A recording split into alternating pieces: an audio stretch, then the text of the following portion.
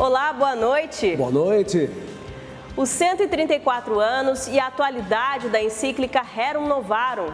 Documento traz as bases da doutrina social da Igreja Católica. Papa Leão XIV e o Brasil. Visitas do então cardeal deixaram marcas no coração dos fiéis. Solidariedade no inverno. Campanha em São Paulo mobiliza doações e resgata vidas nas ruas. Regularização do título de eleitor. Saiba quem precisa regularizar a situação até o início da próxima semana. Importância da direção segura. Ação promove educação no trânsito para motociclistas na capital paulista. Fé, música e alegria. Rio de Janeiro recebe mais uma edição do Festival Aleluia. Devoção e esperança.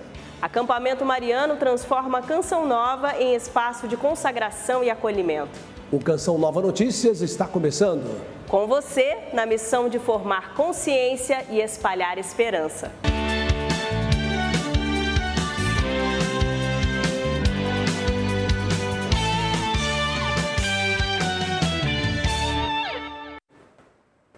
Cento e 34 anos após a publicação da encíclica Rerum Novarum, o Papa Leão XIV afirmou que a Igreja hoje é chamada a responder a uma nova revolução industrial marcada pelos avanços da inteligência artificial e pelas transformações do mundo do trabalho.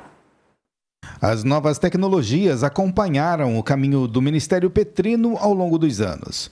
O Papa da Rerum Novarum, Leão XIII, foi o primeiro pontífice da história a ser imortalizado por uma câmera. No filme, o mais antigo existente na Itália, o Papa é visto abençoando. 134 anos depois, numa época dominada por desequilíbrios econômicos e novos desafios, o caminho indicado pelo Papa Leão XIV ao falar aos cardeais que o escolheram é o da doutrina social. Com a histórica encíclica Rerum Novarum. A encíclica Rerum Novarum se concentra nas condições das massas trabalhadoras.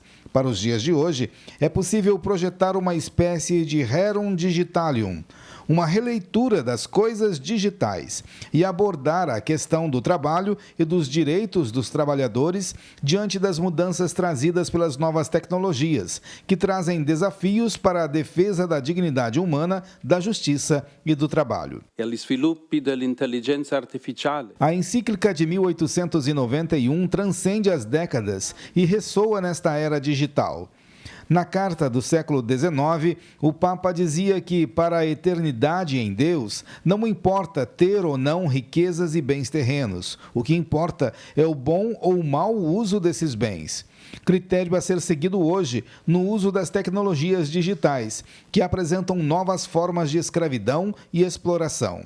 Ao lado dessas sombras, há luzes que a era digital pode oferecer a toda a família humana e, em particular, às novas gerações. O mundo contemporâneo, nelle sue varie componenti e realtà. A Rerum Novarum aborda as injustiças da era industrial e afirma não ser justo nem humano exigir do homem tanto trabalho a ponto de sua mente ficar fadigada e seu corpo enfraquecer. São reflexões atuais a serem relidas em nosso tempo, marcado por fronteiras nem sempre bem definidas entre atividade laboral e espaço da vida pessoal. A parte final indica o caminho a seguir, o da caridade, estrada principal também deste terceiro milênio.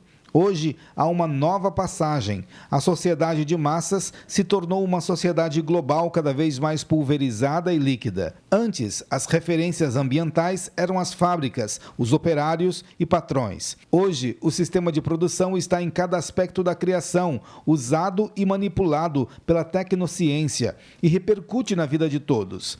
Na era digital, mesmo entre algoritmos e tecnologias, é o fator humano que continua essencial para que a família humana não se esqueça do sopro vital da solidariedade. A encíclica Rerum Novarum, escrita por Leão XIII, é considerada um marco da doutrina social da Igreja. Nossa equipe em Belo Horizonte preparou uma reportagem sobre o documento e sua atualidade. Ao Ao longo da história da Igreja, várias encíclicas foram publicadas pelos papas. A encíclica é um gênero literário do ministério do Papa. Ela pode tratar um aspecto doutrinário, de costume, de fé, ou também disciplinar. Mas foi Leão XIII, em 1891, o primeiro a tratar a questão social como tema desse tipo de documento. Era o contexto da Revolução Industrial, contexto esse que trouxe para a sociedade muitas novidades, muitos desafios a serem vividos, onde nós vimos não só os cristãos, mas todas as pessoas inseridas em situações de um trabalho escravo, né, das grandes linhas econômicas, também políticas, o liberalismo, fez com que o Papa sentisse a necessidade, como pastor, né, ele é o pastor do povo de Deus, de falar ao homem, não somente ao homem cristão, mas ao homem de boa vontade, a toda a sociedade. E aí nasce, né, a encíclica Rerum Novarum. Diante dos desafios encontrados pela sociedade, a encíclica aponta remédios para promover a dignidade humana e o bem comum. Ele é propositivo, propondo, por exemplo, que a sociedade se organize, os cristãos se organizem, hoje nós chamaríamos de sindicatos, né? De modo a defender os seus direitos. Quais direitos? Um salário justo, um dia, inclusive, que tenha um dia durante a semana para descansar, e a finalidade é sempre para a glória de Deus, né? Para o louvor, para o culto. Hoje, a Rerum Novarum completa 134 anos de promulgação. Mais de um século depois, as reflexões e remédios propostos pelo documento continuam atuais para a sociedade. E essa foi uma das justificativas do Papa para a escolha do nome Leão XIV. Attualmente il Papa Leone XIII, infatti, con la storica enciclica Rerum Novarum, affrontò la questione sociale nel contesto della prima grande rivoluzione industriale e oggi la Chiesa offre a tutti il suo patrimonio di dottrina sociale per rispondere a un'altra rivoluzione industriale e agli sviluppi dell'intelligenza artificiale che comportano nuove sfide per la difesa della dignità umana, della giustizia e do lavoro. Então, que essas coisas novas, elas não comprometam a dignidade da pessoa humana. E aí, né, os valores da pessoa, a dignidade da pessoa do trabalho, a garantia do trabalho, a garantia das pessoas, né, da vivência, das relações humanas, né? Em questões atuais, eu vou no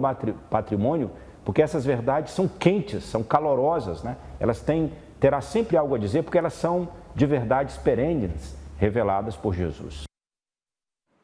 A comunidade peruana em São Paulo celebrou com alegria a escolha do cardeal Robert Prevost como novo líder da Igreja Católica. Nossa equipe conversou com fiéis que viram na nomeação um motivo de orgulho e esperança para o povo do Peru. De característica humilde, rica por sua diversidade cultural, num país com população composta por 60% de católicos e devotos de Nossa Senhora de Guadalupe, o povo peruano agora também pode dizer que tem um cardeal que se tornou papa. Para nós foi um orgulho, uma emoção muito forte, sabe? Aquela emoção que era algo que Deus estava mandando. Mais de 60 mil peruanos vivem no Brasil e metade está em São Paulo. No coração da capital, uma comunidade peruana com 16 anos de história mantém viva a fé e as tradições do país andino. Aqui na paróquia nós temos 12 grupos de peruanos e que estão atuantes em torno da Nossa Senhora do Carmo. Foi uma grandíssima alegria com a qual eles acolheram essa notícia da nomeação, da eleição do Papa Leão XIV. Para o padre Alessandro, a convivência, os costumes, a simplicidade e a profunda conexão com Deus que o cardeal Prevost cultivou durante o seu tempo no Peru serão marcas presentes em seu pontificado. O que o latino pode trazer, essa espiritualidade muito viva, de experiência de Deus. Eu acho que essa é a grande contribuição que a Igreja Latina pode testemunhar para a Igreja Universal. Independente da nacionalidade, a Igreja Católica permanece unida e intercede pelo pontificado de Leão XIV. No entanto, a comunidade peruana guarda em seu coração um carinho especial.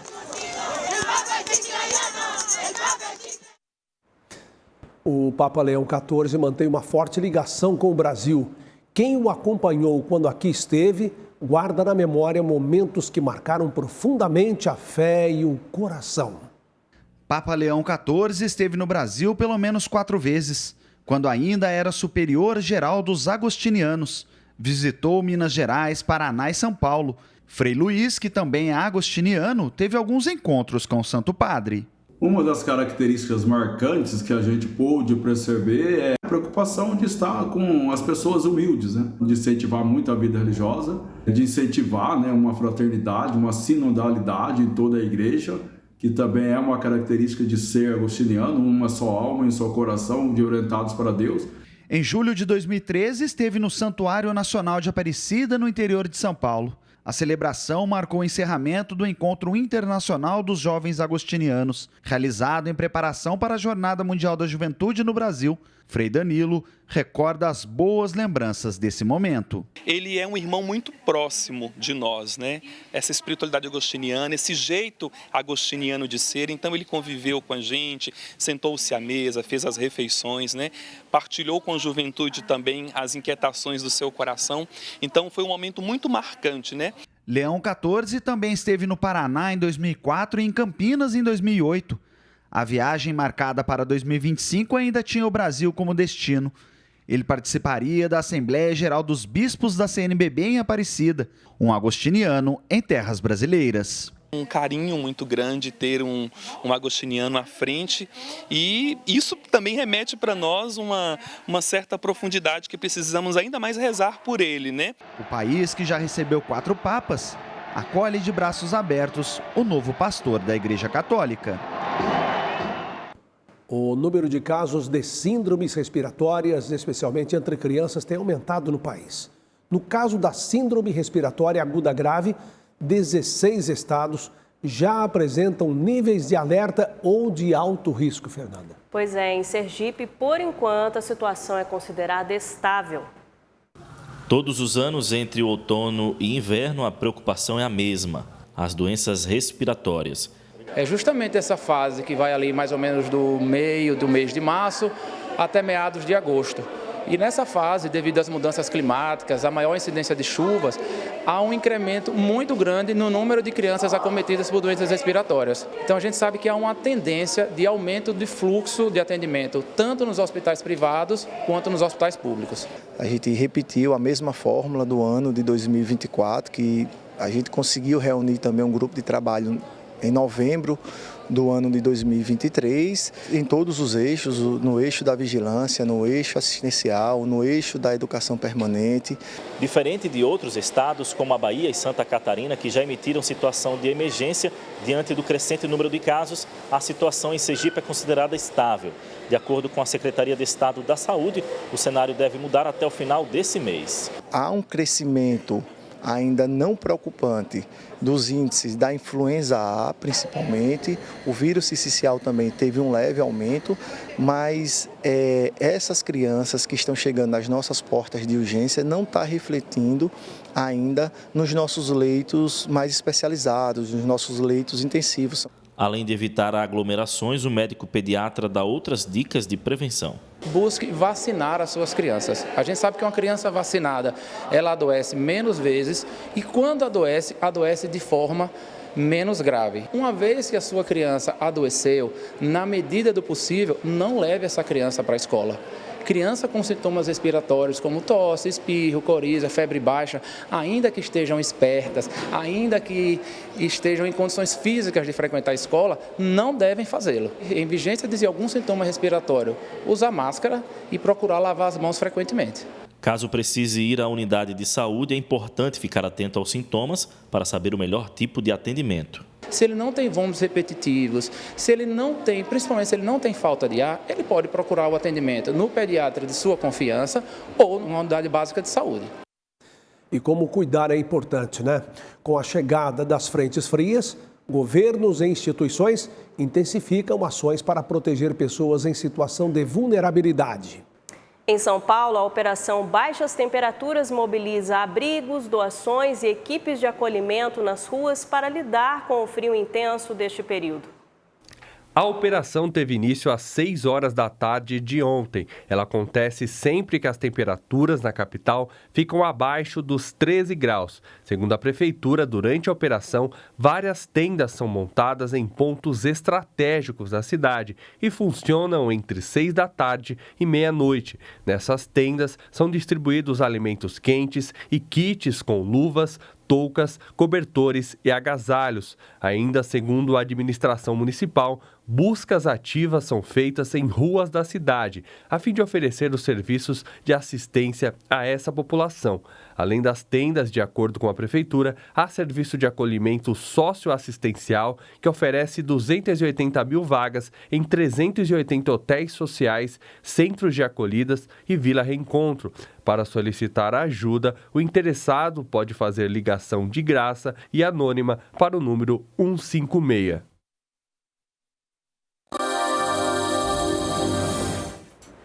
Nesta sexta-feira, Sul, Sudeste e Centro-Oeste terão 2 fenômenos climáticos predominantes: o bloqueio atmosférico, que vem ocorrendo nos últimos dias, e o veranico, período de tempo quente e seco fora da época de verão. No Sul, as máximas tendem a ficar acima da média para o período, principalmente na parte oeste do Rio Grande do Sul, de Santa Catarina e do Paraná. Temperatura máxima, então, de 29 graus em Porto Alegre. A maior parte do Sudeste terá tempo estável, com predomínio de sol e temperaturas altas no período da tarde. Os termômetros registram 30 graus no Rio de Janeiro e 27 em São Paulo. Situação semelhante no interior do país, onde as mínimas começam a subir, diminuindo a amplitude térmica. A umidade do ar pode ficar um pouco baixa, chegando a 45%. Os locais com maior volume de chuva ainda são o leste do Amapá, Boa Vista, em Roraima, e o norte do Amazonas. Já no Nordeste, a região de Porto Seguro, na Bahia, e o Rio Grande do Norte ficam em situação de alerta ainda devido à chuva persistente. Campanhas de conscientização sobre segurança no trânsito mobilizam todo o país. Em São Paulo, uma ação educativa foi realizada para orientar motociclistas que circulam pela capital. Paulo é motociclista há 15 anos. Já viu muitos acidentes, mas não está na estatística. Nunca sofreu nenhuma colisão ou tombo. Eu tô aqui, mas eu olho o carro da frente. Ou da frente, se está dando pista que não está dando, se está no celular ou não está. Eu sempre dou uma visão a mais, sabe? Aí eu evito bastante acidente. De acordo com o Atlas da Violência, as mortes por acidentes envolvendo motos no Brasil cresceram 10 vezes nos últimos 30 anos. E é pensando em conscientizar essa população que o Detran de São Paulo, em parceria com outros órgãos, promove essa campanha para motociclistas na capital paulista. Conscientizá-los da importância que eles têm no nosso dia a dia, porém que eles devem realmente ter a consciência de transitar com seus veículos de maneira segura, sem exceder o excesso de velocidade. Nós temos várias ações, não só durante o maio, mas durante todo o ano, para diminuir esses acidentes e, consequentemente, poupar vidas. O evento, que também acontece em parceria com a Abraciclo, contou com órgãos de segurança e fiscalização. Em pauta, orientações sobre as melhores práticas no trânsito. Técnicas de reanimação cardiopulmonar, saber identificar uma parada cardiorrespiratória e também saber atuar, prestar o primeiro atendimento, né? Como o próprio nome diz, primeiro atendimento é um dos mais importantes que nós temos na parte do socorro. Não só pode, como salva uma vida. Hoje nós viemos para fazer uma conscientização em vários aspectos, que costumamos fazer fiscalização. Um deles é o teste, explicar como funciona o teste de etilômetro, para as pessoas não conduzir os veículos embriagados. Para divulgar nossa plataforma, né, que é um ambiente virtual de aprendizagem do Corpo de Bombeiros, onde tem cursos gratuitos. E tem até uma simulação para mostrar aos motociclistas o ponto cego dos carros. A ideia é passar por motociclista a dificuldade dele ser visto no trânsito. Então a gente posicionou motos ao redor desse veículo e a gente convida esse motociclista a ter o ponto de vista do motorista do automóvel. O ponto cego, eu diria que é a principal causa de acidentes entre veículos e motos. porque o motociclista não se coloca numa posição segura. Eleitores que deixaram de votar e estão com pendências na Justiça Eleitoral têm até a próxima segunda-feira para resolver a situação. Quem não fizer o acerto dentro do prazo poderá enfrentar restrições e penalidades previstas em lei. Dia 19 de maio é o prazo final para o brasileiro regularizar a situação junto à Justiça Eleitoral. São considerados eleitores faltosos aqueles com idade entre 18 e 69 anos que deixaram de votar em 3 pleitos consecutivos, incluindo o primeiro e segundo turnos, sem apresentar justificativa nem pagar multas determinadas pela Justiça Eleitoral. Atualmente, pelos dados da própria Justiça Eleitoral que eu coletei, nós temos entre 5 milhões e 6 milhões de eleitores no momento impedidos de votar. Quem mora no exterior também precisa ficar atento. Hoje nós temos mapeado cerca de 75 mil eleitores que moram nos mais diversos países do mundo, que são eleitores brasileiros que votam para presidente, mas que terão seus títulos cancelados justamente porque deixaram de votar nas últimas 3 eleições. Então, para esses brasileiros também é importante regularizar o quanto antes. E quem não resolver pendências com a Justiça Eleitoral vai enfrentar algumas consequências. Não pode tirar um passaporte, não pode sequer estar kit também com serviço militar, não pode participar de licitações, não pode participar de um concurso público, porque é exigência, a certidão de quitação da Justiça Eleitoral. Além da possibilidade de solucionar as pendências de forma presencial em um cartório eleitoral, o cidadão irregular também pode recorrer aos recursos virtuais. Acessando o site da Justiça Eleitoral do seu estado, normalmente é www.tre-sigla-do-estado.jus.br ou mesmo o site do TSE. Lá tem serviços ao eleitor, você pode consultar sua situação eleitoral e pode regularizar. Inclusive, a necessidade de um pagamento de multa, você faz por lá também, emitindo a GRU, pagando por Pix, cartão de crédito, então é muito fácil. Olha, agora a gente vai falar de um hábito que pode mover o mundo, Fernanda, porque no coração de um bairro simples, uma professora aposentada decidiu que a educação não deveria ter limites. Transformou a garagem de casa numa ponte para os sonhos. Pois é, vamos então conhecer a história de Dona Cida e da biblioteca que faz nascer futuros em meio a páginas e palavras. Minha Rosa, saber que você lê essas palavras me enche de coragem. Toda grande história começa com um gesto simples, uma palavra, um olhar, uma flor. Na voz inocente de uma criança ecoa a esperança de um mundo mais sensível e acolhedor. Eu quero ser veterinária, porque eu gosto muito dos animais e gosto de cuidar. Maria é uma das crianças que frequentam a biblioteca comunitária Ler para Crescer, um lugar em São José dos Campos, interior de São Paulo, onde se guardam possibilidades e a esperança floresce em uma casa de portas abertas. Entre cores, palavras e esperança, Dona Cida é ela quem planta livros e colhe futuros. E nós começamos com um armário e uma prateleira. Depois foi aumentando, sabe? O que nós já ganhamos de livro aqui, nós já fizemos doações. Com o coração de quem jamais deixou a sala de aula, ela transformou a garagem de casa, o espaço mais simples e simbólico, em uma biblioteca comunitária.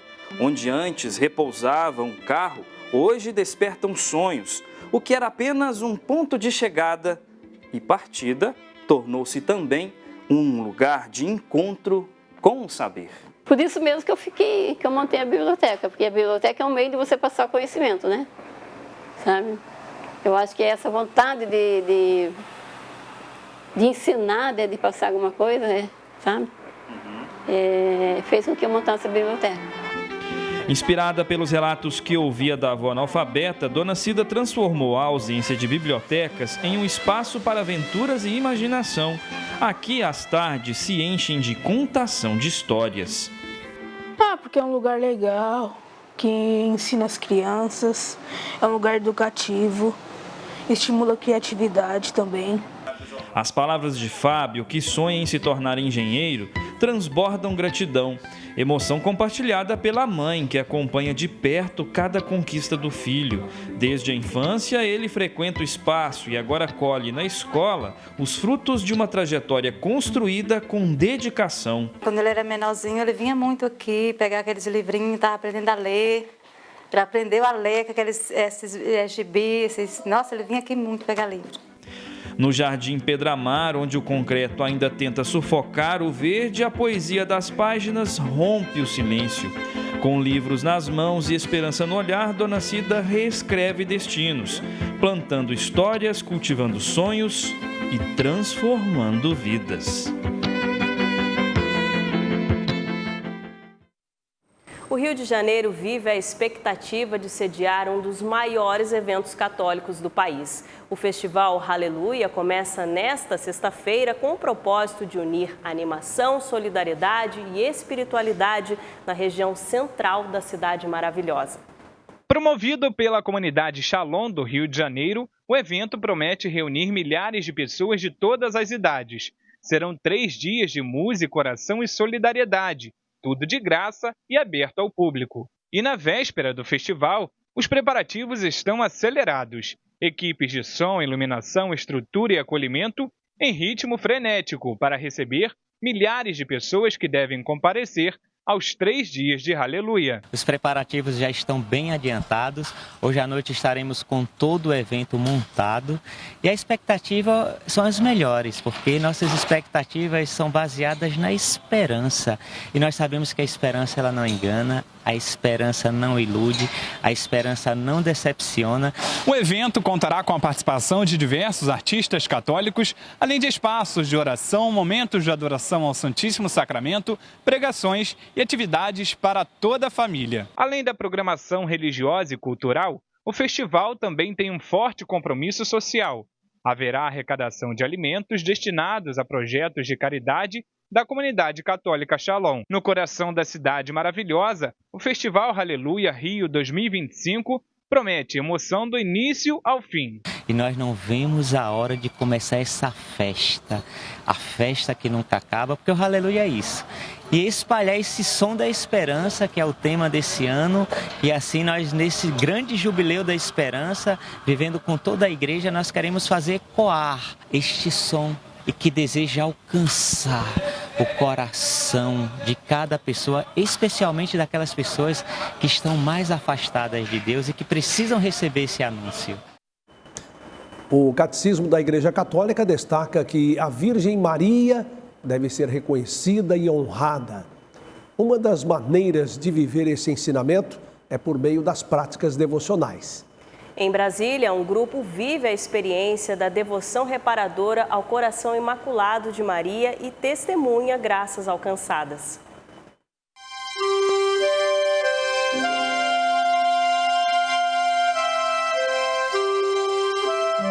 A devoção reparadora ao coração imaculado de Maria teve início na segunda aparição de Nossa Senhora em Fátima. Naquela ocasião, os pastorinhos viram a Virgem segurando um coração cercado de espinhos, símbolo das ofensas da humanidade, que clamam por reparação. Foi esse encontro com o mistério de um coração ferido que tocou profundamente Áurea Maria, missionária da Canção Nova. Ela recebeu o chamado para propagar essa devoção como um ato de amor e entrega. O lema da minha consagração celibatária, como leiga celibatária, é em tudo reparar o Imaculado Coração de Maria. Precisamente porque eu vivi com Nossa Senhora esses 10 anos lá em Fátima e fui por ela formada. Ela me fez assumir, ganhar coragem para assumir com afinco a minha entrega total a Deus pelo dom do celibato. A devoção é vivida por meio de 4 práticas espirituais: confissão, oração do terço, 15 minutos de meditação dos mistérios do Rosário e a comunhão reparadora. São atos simples, mas profundamente transformadores para quem deseja se unir ao coração de Deus. É aqui no Santuário Nossa Senhora de Fátima que um grupo se reúne para viver a devoção reparadora ao Imaculado Coração de Maria. Jovens e adultos participam desse momento de fé e intimidade com Nossa Senhora. Os atos reparadores devem ser vividos nos 5 primeiros sábados de 5 meses seguidos. Gabriela é uma jovem que participa dessa experiência e relata as bênçãos alcançadas. Ela vai nos moldando, né? Nossa Senhora vai nos moldando e transformando as nossas vidas. Eu, olhando para trás, vejo como Nossa Senhora fez grandes graças na minha vida. Nossa Senhora continua lutando por cada filho. Ela convida ao rompimento com o pecado e à redescoberta do amor de Deus.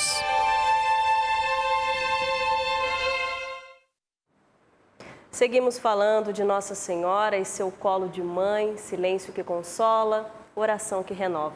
Pois é, Fernanda, é isso mesmo. O acampamento mariano começou nesta quinta-feira na sede da comunidade Canção Nova e até domingo reúne fiéis em um profundo mergulho na espiritualidade mariana de fé e devoção à Virgem Maria. Acompanhe agora um pouco desta experiência da espiritualidade mariana. A tradição da igreja ensina. É por meio da intercessão de Maria que os fiéis encontram um caminho seguro até Jesus.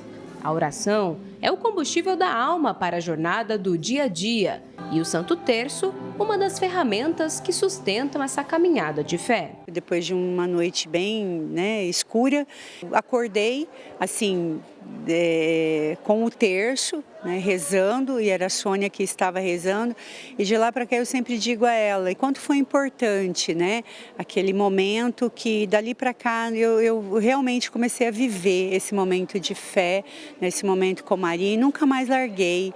A vocação sacerdotal não se realiza sem apoio e fé partilhada.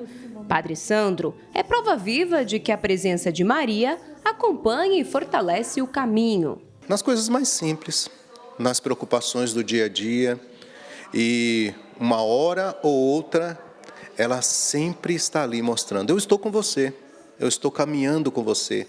Quem não ama um colo de mãe, não é mesmo?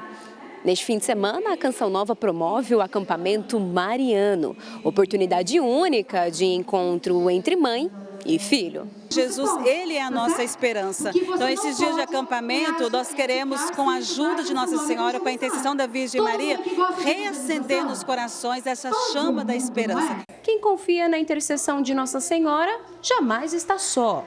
Há um amparo invisível que aquece e sustenta. Eu precisava de uma saia azul royal. Eu fui na loja e eu procurei essa saia, mas não tinha para vender. Então eu fui para casa, não comprei outra cor e fiquei em silêncio. E naquele momento uma pessoa ligou para mim e disse que ia tomar um café comigo. E ela chegou em casa, tomamos café, partilhamos. E quando ela estava para ir embora, ela me deu um embrulho. Quando eu abri, era uma saia azul royal. E assim a saia encaixou em mim. Então, o que eu aprendi com essa experiência? Que Nossa Senhora, ela presta atenção, ela sabe daquilo que nós trazemos em nosso coração.